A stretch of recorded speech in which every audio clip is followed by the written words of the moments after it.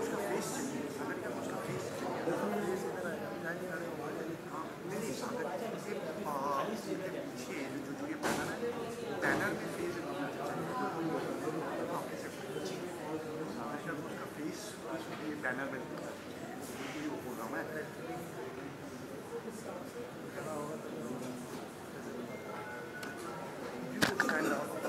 Podium में जैसे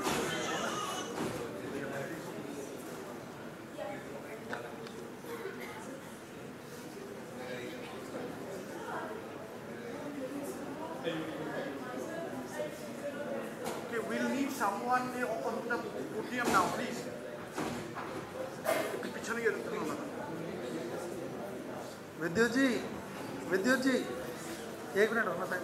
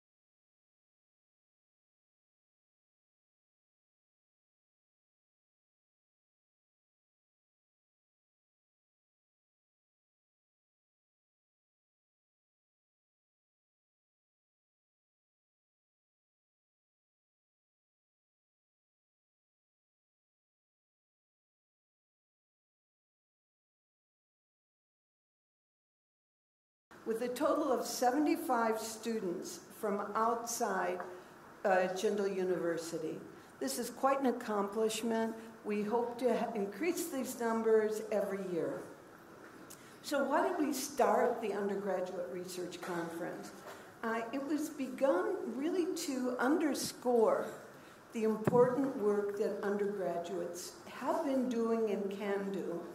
There was a long-standing idea that being an undergraduate was a waiting position. You're learning, you're being made ready to absorb the knowledge of your seniors and your elders, but actually this isn't the case, because many undergraduates have been able to do fantastic research, participate in conferences, even international conferences, and to carry out research with the assistants and in collaboration with their professors.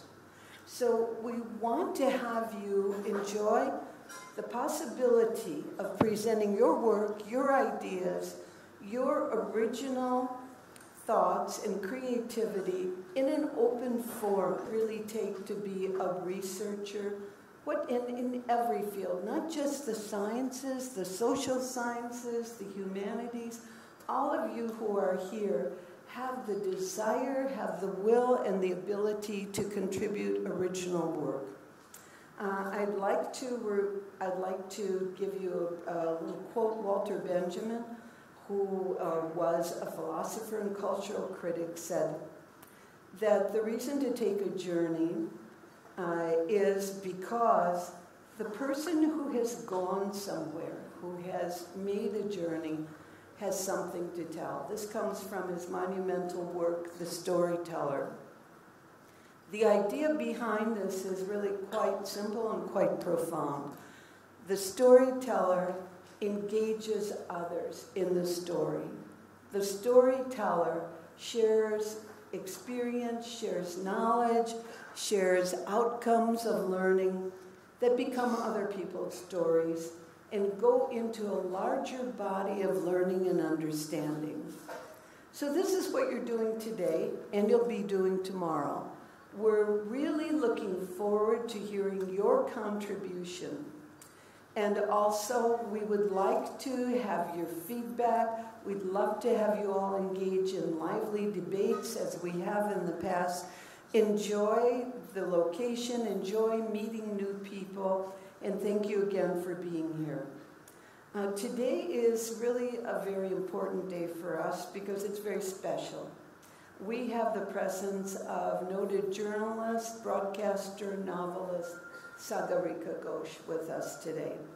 I think the book that she is presenting, and we have the honor to present with her today, the title is Why I Am a Liberal, a Manifesto for Indians Who Believe in Individual Freedom. I think that there could be no more fitting person to open up this conference. There could be no better title, no better intentions than understanding liberal values, liberal thought as a way of really exercising our freedom as scholars and as researchers. So thank you very much. Keep these ideas in mind. Please do your best when you participate in the conferences. And I'm going to let our Vice Chancellor present Sagarika Ghosh.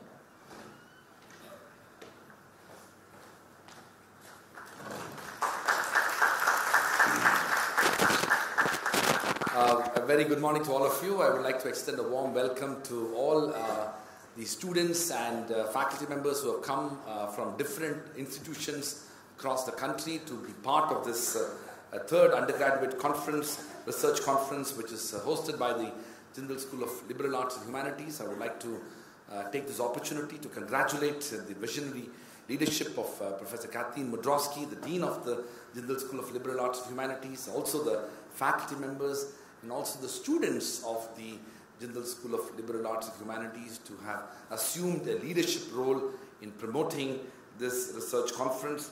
I believe that the research conference has come of age in the sense that a lot has happened since the previous 2 editions of the conference, and I'm very happy that this is sustained and withstood the test of time. In a 10-year-old university, if you've been doing something for 3 years, then it's already pretty long. And hence, I want to take this opportunity to congratulate the Jindal School of Liberal Arts and Humanities. I will keep my introduction very short because we are all very eager to hear a very distinguished individual who has come to our campus today. Sagarika Ghosh is one such individual who has really in some ways captured the imagination of a lot of people across the country and around the world. She wears multiple hats. I always consider her as a very dear friend of JGU. That's the most important designation that I have for her. But she's a very distinguished scholar. She has an undergraduate degree from Magdalene College, University of Oxford. She has an MPhil from St. Anthony's College in Oxford. She was a Rhodes Scholar at the University of Oxford. That's her sort of academic and educational qualifications. She's a very distinguished journalist. She was deputy editor of the CNN-IBN. She actually is quite rare among many journalists who straddle across both print and broadcast media. She writes very frequently, and even when she was a broadcast journalist, she used to write columns. She's also a distinguished scholar, an author. She publishes quite actively, and this book is another example of how many different worlds she straddles across. And also I think the fourth important aspect of her own contribution is the fact that she has been a mentor for many young journalists because of the fact that they look up to her. She's one of those individuals who has really worked under difficult circumstances, and I think it is only fair to say that she's an inspiring figure for a generation of young journalists, particularly young women leaders who look up to Sagarika for inspiration, and she has always sort of raised their expectation and fulfilled them. And lastly, I am also very grateful to her because she has always spoken truth to power, and in that sense fulfilled the ethical obligations of a journalist. Her writings, her speeches, and also her work as a journalist right now in Times of India, but before in other avatars, she has always ensured that integrity and rectitude are critical for the work of a journalist. She has never hesitated to speak truth to power, and that is why she has earned a lot of people who may not appreciate what she's doing, and that is probably one of the reasons why she was inspired to write this book. I haven't read the book, but I'm sure her visit will inspire me to read the book. But the title of the book and the reviews of the book clearly demonstrates that the book is in need of the hour. And so with those words, I would like to thank Sagarika for being such an ardent supporter of our university and constantly a great source of inspiration for me personally. So thank you for being here, and congratulations for the book.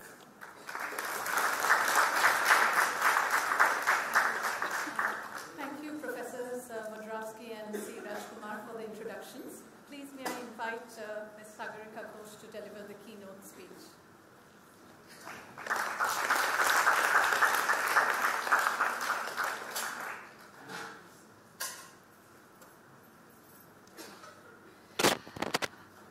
Thank you very much, Professor Rajkumar, Dean Kathleen Modravsky, faculty at Jindal University. Thank you so much for inviting me. I'm always delighted to come to Jindal University. I'm always impressed by the dynamism of your academic programs, by the outward-looking, very lively attitude you have towards academics and towards scholarly pursuits, by your very Catholic, holistic kind of approach to learning, which brings in a different view and different strands into the process of academic inquiry.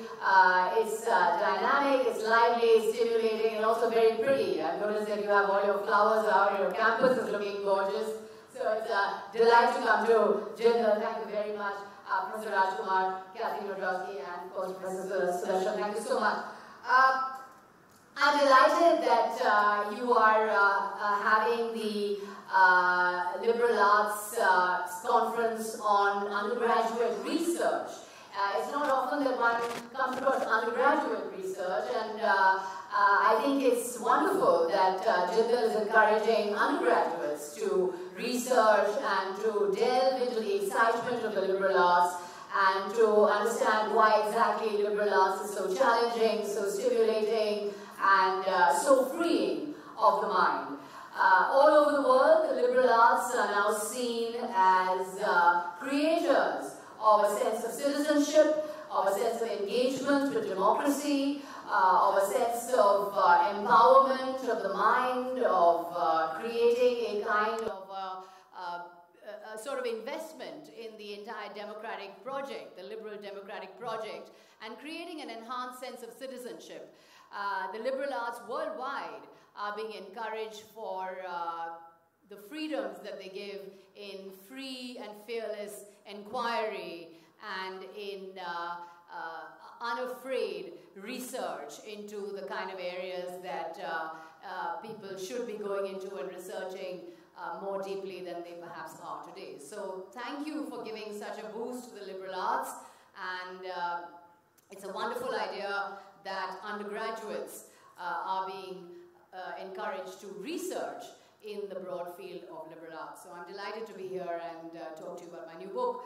It's called Why I'm a Liberal, a manifesto for Indians who believe in individual freedom. Now, why have I written this book? Why has a journalist written a book on why she's a liberal? Why is it important to underscore the power of individual freedom or the need for individual freedom? What does individual freedom even mean? Does India have a tradition of liberal thinking? Does India have a tradition of believing in individual freedom or individual liberty?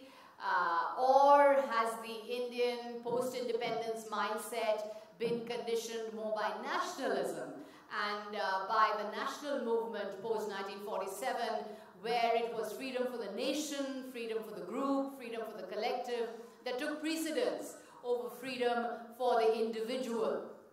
Now, liberalism means liberty. The word comes from liberty. And liberalism is essentially about individual liberty. The liberal arts, which you are studying, is about free, objective, critical, independent inquiry into subjects of your choice. So, does India even have this awareness or this tradition of individual liberty? Many have questioned this, and it was my endeavor in this particular book to demonstrate that yes, India does have a tradition of individual liberty, India does have a tradition of individual freedom. Now, it's not a very good time to be a liberal at the moment. Liberals are sort of disliked, liberals are caricatured, liberals are abused on social media, liberals are called libtard, which I was told was a combination of liberal and retard, which means libtard.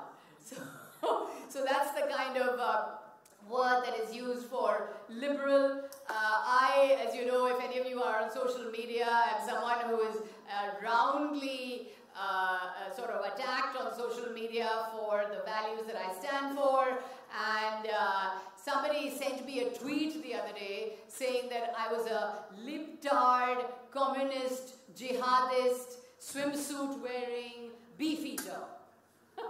So I thought, wow, I'm campaigning for the global jihad. I'm also at the same time campaigning for the workers' revolution. I'm also wearing a swimsuit, and at the same time that I'm doing all this, I'm also eating beef all the time. So the kind of multifaceted range of abuses that a so-called liberal woman is exposed to is kind of encapsulated in those kind of words, and that caricature what it means to be a so-called liberal. Now, I think the reason why being a liberal is so misunderstood or so caricatured or so vilified in today's time is the reason why I decided to write this particular book. Now, what does liberalism mean? And as you go forward into your areas of inquiry, you will find yourself coming across definitions of liberalism. Now, there are many different definitions of liberalism. Liberalism has been defined not just as a set of ideas, not just as one idea, but as a broad tent of ideas, a set of theories. There's classical liberalism, neoliberalism, left liberalism, right liberalism, revisionist liberalism, historical liberalism, modern liberalism. So there's actually 30 kinds of liberalism that are grouped together in what is called liberal ways of thinking. Liberal ways of thinking basically mean a generous way of thinking, a plural way of thinking, an accepting way of thinking. In my book, I audaciously claim Mahatma Gandhi as India's greatest liberal. I argue that not only was Gandhi the father of India's independence, and not only was he the father of the Indian freedom struggle, he was also the father, in a way, of Indian liberalism. And why do I call Gandhi India's greatest liberal? Now, I call him that because Gandhi stood for the 4 values which I believe define and provide a framework for Indian liberalism. This is, first of all, individual liberty, which is protected by strong institutions of democracy. Second, respect for dissent. Third, the rule of law, just law. And fourth, very important, the biggest Gandhian tenet of them all, non-violence. So individual liberty, just law, non-violence, and respect for dissent. These are the 4 crucial elements of Gandhian thought, which I believe can be used for us to create a modern template of Indian liberalism. Respect for the adversary, dialogue with the adversary, being able to talk to the adversary, never losing respect for the ideological enemy is one of the greatest legacies of Gandhian thought. And I believe in today's times, when we have an official discourse where people are defined as anti-national or traitors or Pakistan agents or go back to Pakistan or you are anti-India, you are anti-nation, when all these words are being bandied about by political leaders, this is the time we need to remind ourselves once again of Gandhi's greatest legacy, which is the ability to respect and talk to the adversary. So I believe this is why the Gandhian template of teachings provides us with a framework for modern Indian liberalism. Now, as a woman, I feel particularly concerned about the loss of liberal values in India. You don't have to read the 2011 census, which shows us that to 623 million males, there are 586 million females. India's women are disappearing. There is the issue of India's missing women. Now, women as a demographic are disappearing because of the kind of anti-woman, anti-girl-child values that are increasingly permeating our social life. I mean, we are in Haryana, as you know, where, of course, we have seen a large number of these crimes against women. Now, if you are a liberal woman today, what can happen to you? You can be attacked while sitting in a bar, as happened in the Amnesia Lounge in Mangalore, dragged out by the hair and called as a traitor for being antithetical to Indian values. If you are an Indian woman, you can be infantilized and dragged through the law courts if you choose to marry a man who is not of your religion, as happened in the Hadia case. If you are an Indian woman in Banaras Hindu University who wants equal access to the internet, who wants access to non-vegetarian food, who wants to wear the clothes of her choice, you can be called as people who are marketing your modesty and who are going against Indian culture. If you are an Indian woman who is using a cell phone or is wearing blue jeans, you can be attacked by what is known as the Khap Panchayats. If you are an Indian woman who believes in pursuing a profession of her choice or believes in coming out into the public realm, you can be called all kinds of names, you can be set upon by the moral police. As you know, there is the phenomenon of the Romeo squads in Uttar Pradesh, which I don't call them Romeo squads, I call them the Juliet squads, because actually they're against women and they are in fact against the free choice of women to choose their partners. If you are a woman who is of menstruating age, you can be kept away from religious shrines, as we have seen in the case of the Sabarimala temple controversy. The process by which religious orthodoxies are increasingly setting up the body of the woman as the prime enemy of religious purity is a deep-seated challenge, I believe, to Indian democracy. Religious orthodoxies are on a collision course with modern women. Religious orthodoxies are on a collision course with free women. Religious orthodoxies, by positing the menstruating woman as an enemy of religious purity, as an enemy of religious sanctity, I believe go against basic democratic norms. Now, this is because of the manner in which state actors or political actors have increasingly espoused the cause of identity politics and increasingly espoused the cause of what I call ideological paramilitaries within our political discourse. So as a woman, and as a woman who believes in freedom, in free choice, in the right of a woman to make the most of her talents and skills, I believe India is turning the clock back on women.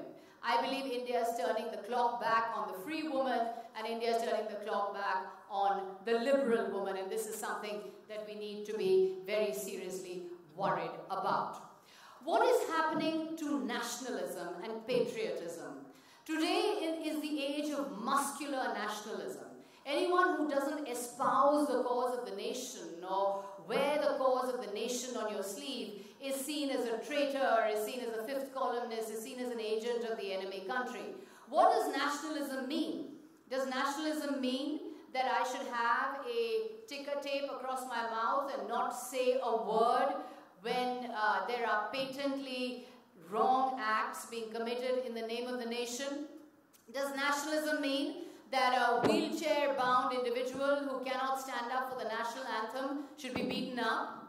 Does nationalism mean that religious minorities should be lynched in the name of the nation? Does nationalism mean that anyone holding a different point of view should be beaten up on a campus?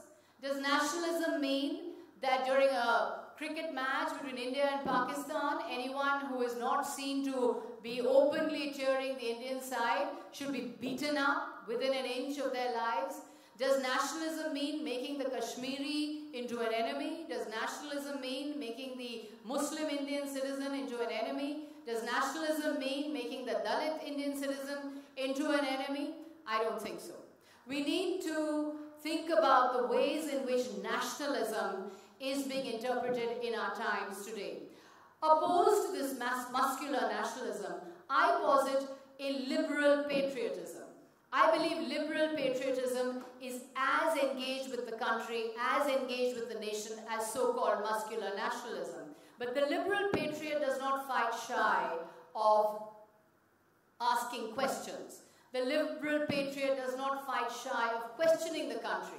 The liberal patriot does not fight shy of raising uncomfortable issues when the welfare of the nation is concerned. So as opposed to muscular nationalism, which muzzles the opponent, which does not believe in disagreement, which uses force to silence an opposing point of view, I propose liberal patriotism, which is an inclusive civic patriotism by which we respect dissent, we respect the adversary, and we want the nation to be as good as it possibly can. The liberal patriot holds her country to the highest possible standards and asks questions so that the country can live up to those high possible standards. The muscular nationalist, on the other hand, believes my country, right or wrong. Even if my country is doing the wrong thing, I will defend it because it is my country. That is muscular nationalism for you. The liberal patriot, on the other hand, believes that the country must live up to certain ideals of truth and justice and social harmony. And in order to make that project of social justice, harmony and truth possible, the liberal patriot, I believe, serves her nation better than muscular nationalism. There is the question of Hinduism. For the first time, I believe, in our democratic existence, Hindutva nationalism or extreme forms of Hinduism are used as a justification to muzzle points of view. Increasingly, if you're seen as anti-Hindu or you're seen as voicing anti-Hindu sentiment, you can be hauled up for sedition, you can be jailed, you can be imprisoned under NSA, you can be brought before the courts for outraging religious freedom, you can be castigated as a so-called anti-Hindu person. Now, in the name of Hinduism, a thought policing and a militarist war on dissent is going on. But is Hinduism about thought policing? You know, while I was reading this book, I came across the writings and critiques of Radhakrishnan and Hirayana and commentaries on the Vedas and commentaries on the Upanishads and commentaries on the Gita, where in Hindu doctrine, in fact, the questioning, seeking, interrogating individual is at the very center of thought. The epics in Hinduism, whether it's the Mahabharata or whether it's about the Bhagavad Gita, are about self-doubting heroes who are constantly plagued by self-doubt and who are questioning themselves and God all the time. There is no concept of God, there is no concept of a single church, there is no concept of a single doctrine. There is, in fact, only questioning. So the discursive nature of the Hindu scripture is something we should remind ourselves of when we practice censorship in the name of Hinduism. The fact is, in the Bhagavad Gita, God himself is interrogated by the hero, Arjuna, and asked why he should go into battle. Arjuna is asking questions all the time. He's doubting his motivations all the time. He's questioning divine doctrine all the time. He's questioning his dharma all the time. The Bhagavad Gita is entirely a question-answer form of discourse. It's about interrogation, it's about questioning, it's about challenging authority, it's not about accepting any diktat. There was a move by some senior politicians to make the Bhagavad Gita into a national textbook or a national granth. This goes against the grain of the nature of the text itself, because the text in itself is full of questioning, it's full of irreverence towards authority, irreverence towards any form of single doctrine, and is in itself against the notion of being any kind of national text. If you look at, for example, the Upanishads, there as well, if you read the commentaries of Radhakrishnan, and I hope that in your pursuit of liberal thought and liberal ideals, you will delve into the rich scriptures that Hinduism has, and the rich stories and fables and myths and mythologies that exist before you in these scriptures, which really shows how questioning was at the very center of these scriptures. You have the famous dialogue of Gargi and Yajnavalkya. Yajnavalkya was, of course, the great sage of the Upanishads, and Gargi was his pupil. And the entire Brihadaranyaka Upanishad is about the question-answer session between Gargi and Yajnavalkya. So, in whose name are we seeking to shut down questioning? We're seeking to shut down questioning in the name of Hinduism, which is a religion entirely made up of questioning, where the seeker seeks alone, where the seeker seeks salvation alone without the guidance of clergy or church, where the seeker celebrates anarchy and atheism. Who will the Hindu take up the sword for? For the Naga Sadhu, for the Tantric, for the Shaiv, for the Vaishnav? The dizzying scripture, the dizzying variety that exists in Hinduism makes it inimical to any form of centralized, authoritarian, single doctrine.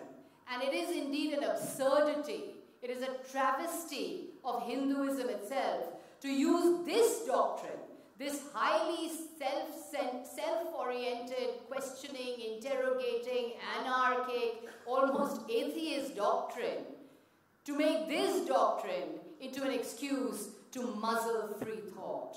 I believe that this is, goes against the very notion of what Hinduism is. So I believe that as you carry on with your delving into liberal freedoms and into the excitement of liberal ideas and how important it is to look to myth and to legend to find out how the scriptures tell us how to live life, how individuals can be benevolent, how institutions can be made benevolent, there we have to understand that to make Hinduism an excuse for closing of the Indian mind is an utter outrage. What is happening to democracy?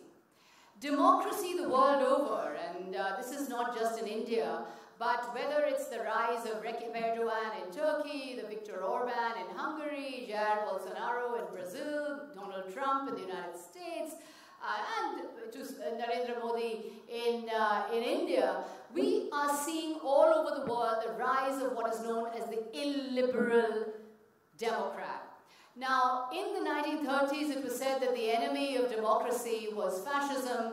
In the 1940s, the enemy of democracy was supposed to be communism. Today, the enemy of democracy is democracy. Because it is through the democratic structures that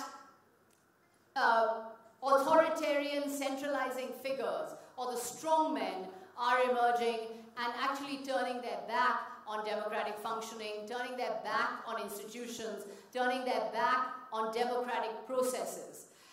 It is the rule of the strong man or the charismatic figure that attracts us. We are increasingly living in a reality TV or a Bollywoodized political environment. So the Dabang, the Bahubali, the superhero, we worship figures of power. We worship figures who embody power. We worship figures who embody superhuman power. Unfortunately, the figures who embody superhuman power also end up destroying the very democracy through which they were elected. I've just written my last book on Indira Gandhi, and I believe Indira Gandhi was India's first personality cult. She was India's first democratically elected strong man or strong woman.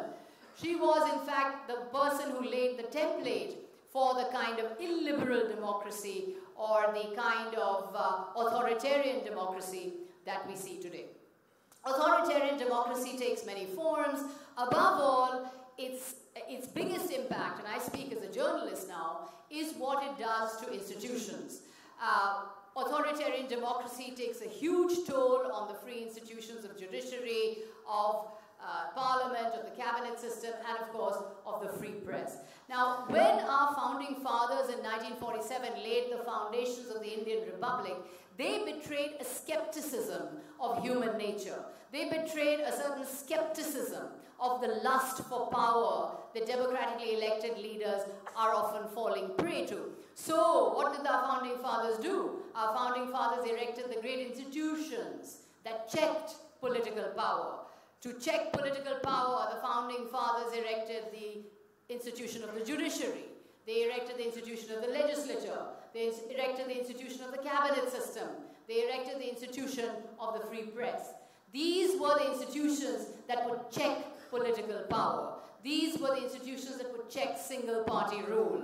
But, unfortunately, over time, these institutions have gotten weak, and in the time of Mrs. Gandhi, this was particularly prevalent. Let me say a few words about what's happening to the institution of the free press.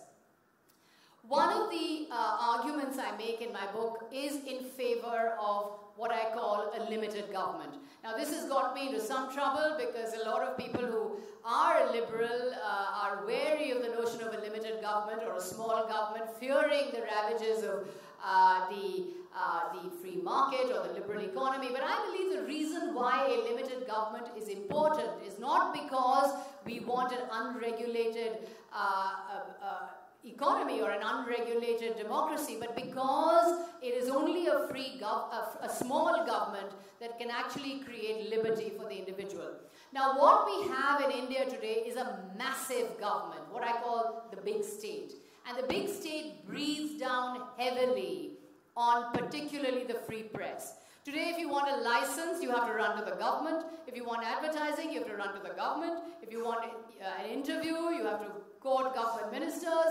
If you want access to government functions, you have to run to the government. There are a plethora of news channels, all of whom are competing. You have to run to the government for favors. You have to run to the government for advertising. You have to run to the government to come to your functions. You have to run to the government for grant. The government has enormous power over the free press, which is why the press in India is institutionally horribly weak. We were talking this time before we came at breakfast, and we said the American press today is under similar pressure from the political executive and under similar pressure from Donald Trump. But the American press is fighting back. The American press is actually saying, we're not going to take this. And the American journalists were telling me that, you know, Donald Trump can abuse us on Twitter and he can abuse us in press conferences, but he cannot deny the freedom of the press by either filing cases or by getting journalists sacked from their organizations, or by withdrawing interviews, or by withdrawing accreditation to journalists. As you know, what happened to the CNN journalist Jim DaCosta, who was barred from covering the White House, and the entire press ganged up against the president, and in fact CNN took the White House to court. Now that kind of freedom is simply not possible in India today for the press. The press is completely dependent on the government, completely dependent on powerful politicians, completely dependent on the whims and fancies of politicians, and thus the independent journalist, the free journalist, is an endangered species. The freedom of the press today, I believe, is in a complete crisis, and I think the business model of independent media in India has broken down. We need to find ways by which a subscription model and a crowd-funded model is increasingly used for journalism. As long as journalism depends on the advertiser, as long as journalism depends on the corporate house, I believe journalism is doomed.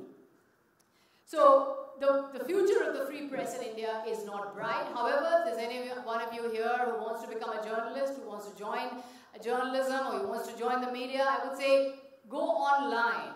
You know, go to the online platforms, go to the Scroll, the Quint, the Wire. Those are the places where free media is still working and is still living. But the mainstream media today is a sorry tale, I believe, of unfreedom and state control. Let's come to freedom of expression, and these are my concluding remarks. Freedom of expression is under severe threat again in India today. Now I'm addressing a gathering here, and you know, we're quite safe in the Jindal University, but I've actually given speeches in open public places where there have been squads of goons who have come in and tried to disrupt what I'm saying.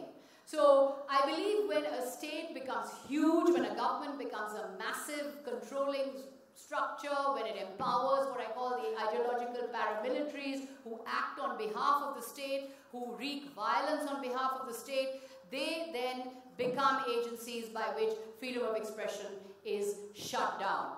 So freedom of expression is not only being shut down in the way intellectuals are being murdered, rationalists are being murdered. Gauri Lankesh, I don't know if any of you heard of Gauri Lankesh, was a very good friend of mine. She used to get threats on social media like I do, and she used to say, well, you know, nothing's going to happen to me, it's just threats on social media, they're just, you know, they're not going to say anything. And Gauri Lankesh, of course, as you know, in 2018 was shot dead.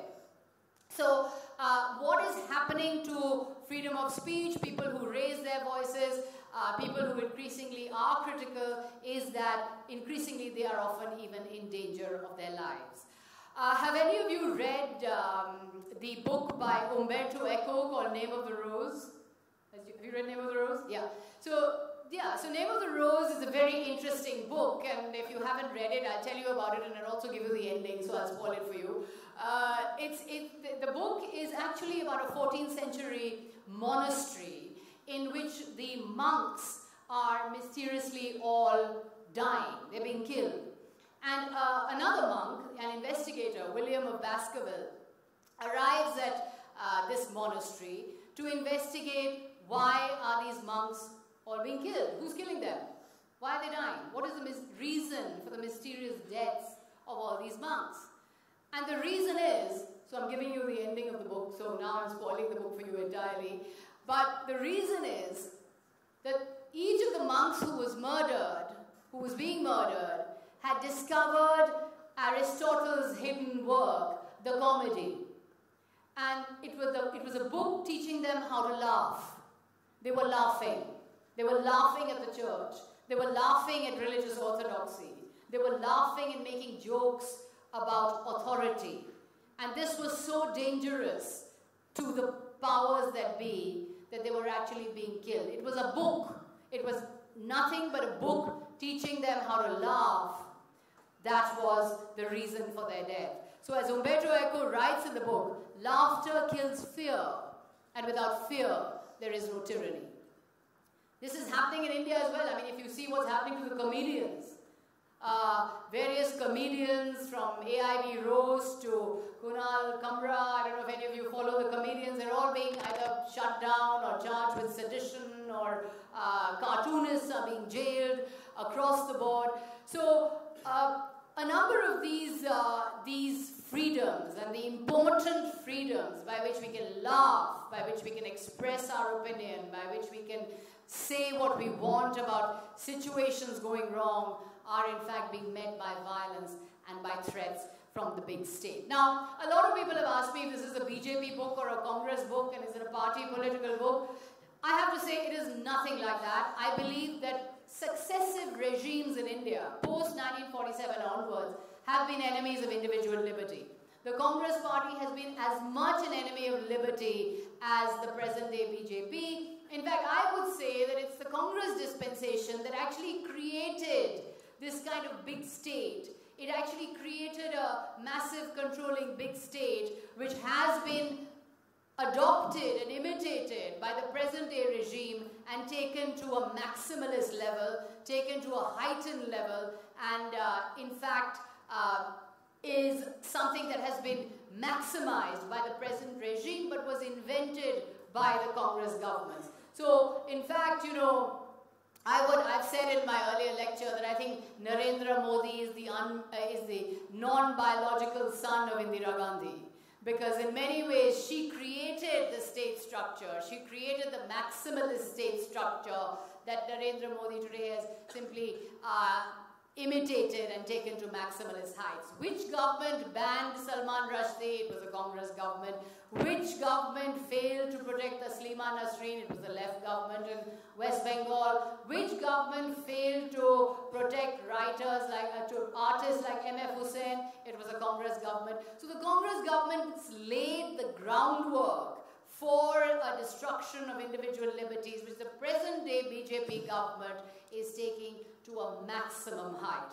So this is not a party political book, but what I say in the book is that individual liberty and individual freedom is being damaged and being destroyed by successive regimes. So what do individual freedoms basically mean? Individual freedoms mean the right to wear what you want, think what you want, eat what you want, marry who you want, fall in love with who you want to, hold hands in public, dress the way you want to, eat beef if you want to, watch a movie if you want to. These are the basic individual freedoms that we should all be possessive about, that we need to guard fiercely.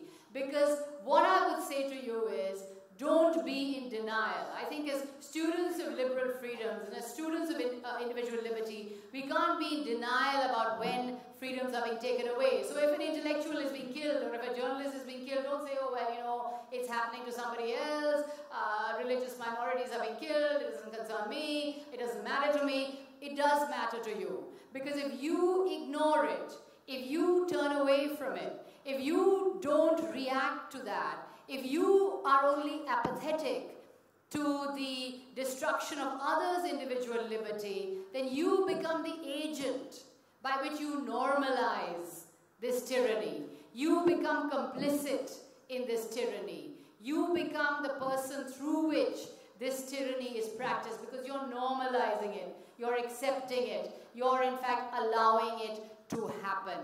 So that's why I believe that all of us need to be very, very vigilant about our liberties, very vigilant about our individual freedoms. Let's not normalize the destruction of individual liberty to others, because if we normalize the destruction of individual liberty of others, we will soon face the destruction of our own individual liberty. So that's why individual liberty is important, that's why freedom for the individual is important, and that's why all of us should be sentinels of individual freedom. Thank you very much for listening. I hope it has been interesting. I'd love to take a few questions just for 5 minutes, if you want.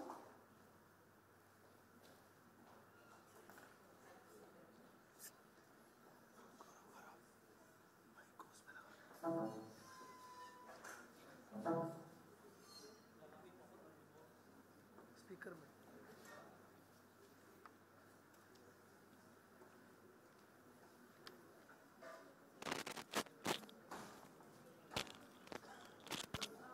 Thank you, Ms. Ghosh, for a thought-provoking speech on a very topical matter. We will now have the official release of the book, followed by felicitating Ms. Ghosh.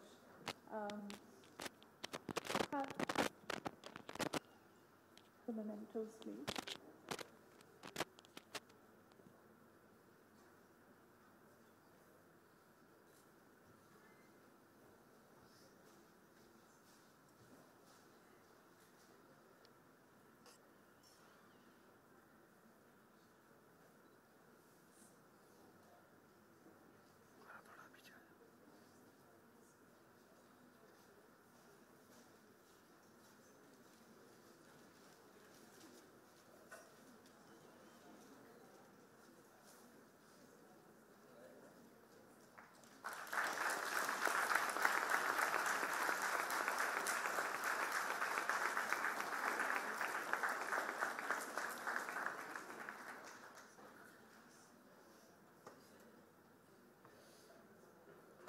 We have the mementos, please, to felicitate Ms. Ghosh.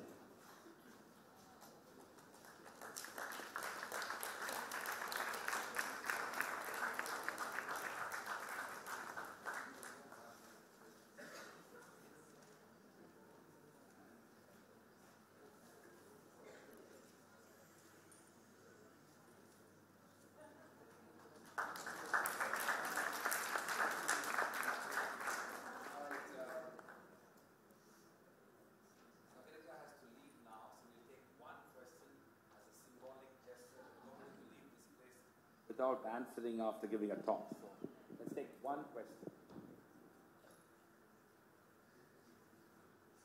A student question, please. Student question, yes.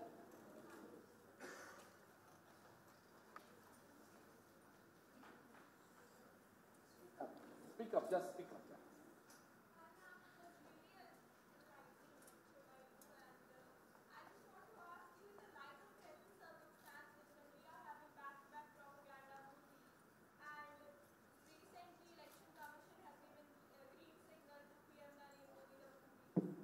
What is your take on this? Well, that's a very good. That's a very good question. And are you going to be a first-time voter this time? Yeah, You are.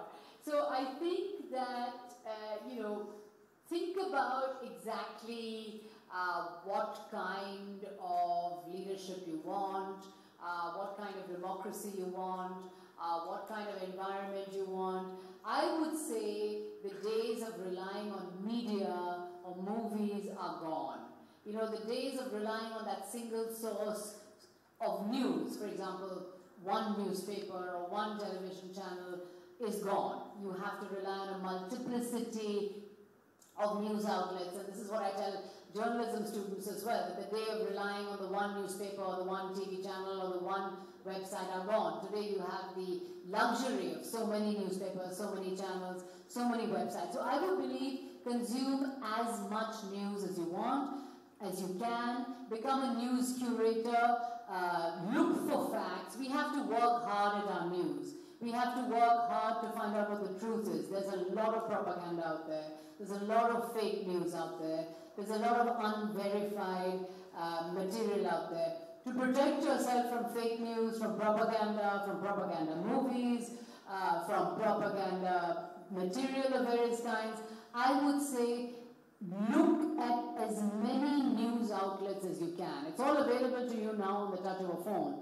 So look through the websites, look through the newspapers, look through the main key headlines, and make up your own decision about what's happening in the world today. Do not be swayed by any kind of propaganda films or any kind of propaganda movies, unless you choose to believe in it. If you freely choose to believe in a particular propaganda, or you choose to believe in a way of life, or choose to believe in a way of thought, that's fine.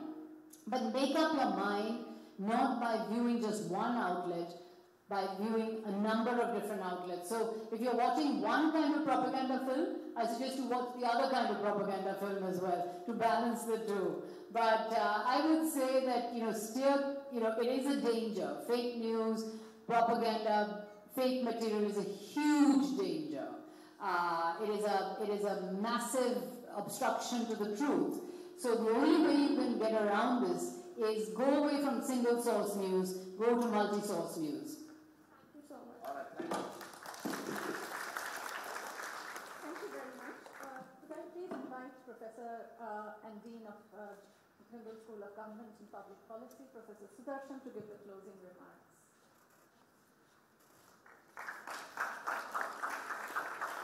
Thank you. I'd like to give closing remarks. I'll close very quickly.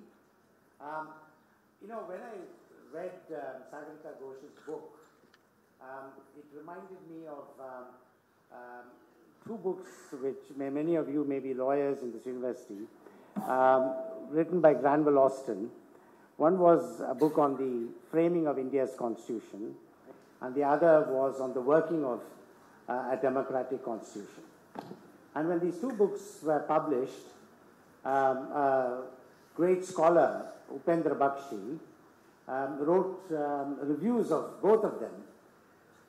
In the first one was called The Little Done, The Vast Undone, and the second one was called The Gospel According to St. Austin.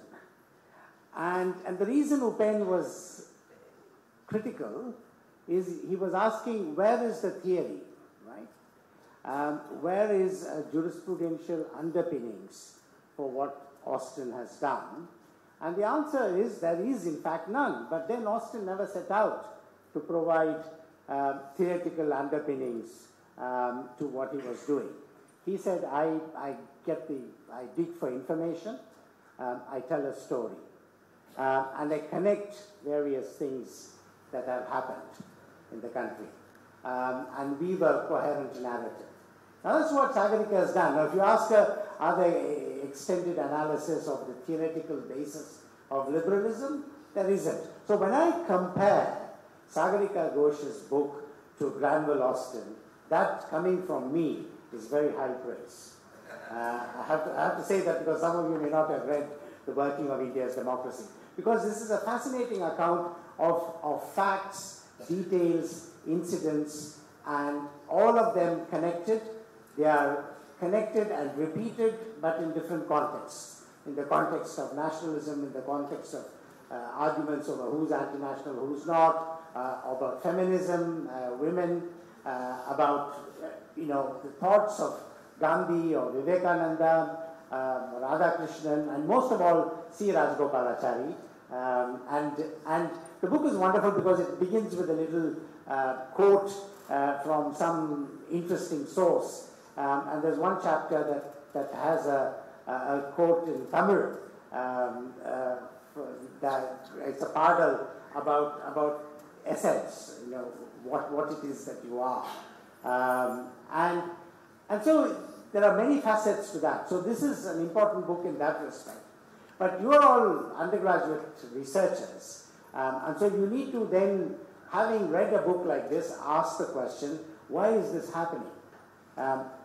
This is an important question to ask. Why is it that Sagarika said that the danger to democracy currently seems to be democracy itself, and the choices that people make in reasonably free and fair democratic elections. So why are they doing that? And so these are fundamental questions to ask, because while, from John Stuart Mill onwards, the liberal idea has been a powerful one. It's an idea that's under great stress at this time because people are upset. And one of the reasons, of course, is this: we have an emphasis on freedom, but there's also another value that human beings ought to cherish, which our Constitution cherishes, which is equality. And in the closing debate on the Constitution, Ambedkar pointed out the contradiction between giving adult franchise and political freedoms to people when there is severe economic deprivation and social backwardness in our society. And those tensions will play out. And those tensions and the causes for those tensions are, in fact, underlying the danger that there is to the freedoms themselves. And so we need to examine those things. So a book is meant to make you think beyond and ask questions. In fact, that is the liberal ethos. But you have to be critical. And I encourage you to read the book and be critical of it. Sagarika uses the expression big government, but if you're an economist, you would say, relatively speaking to other governments in the world, our government is small. That's why there are not enough teachers, not enough doctors, not enough nurses. So these are the kinds of questions you should ask. So thank you very much, Sagarika, for being very thought-provocative, very useful. Thank you.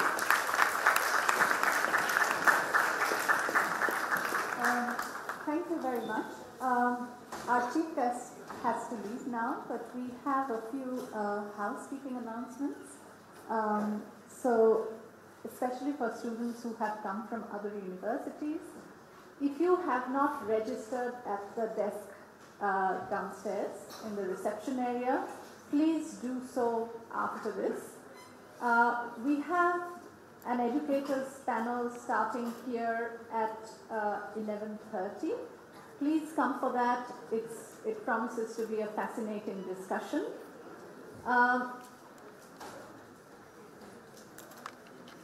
If you, again, mostly for students who have come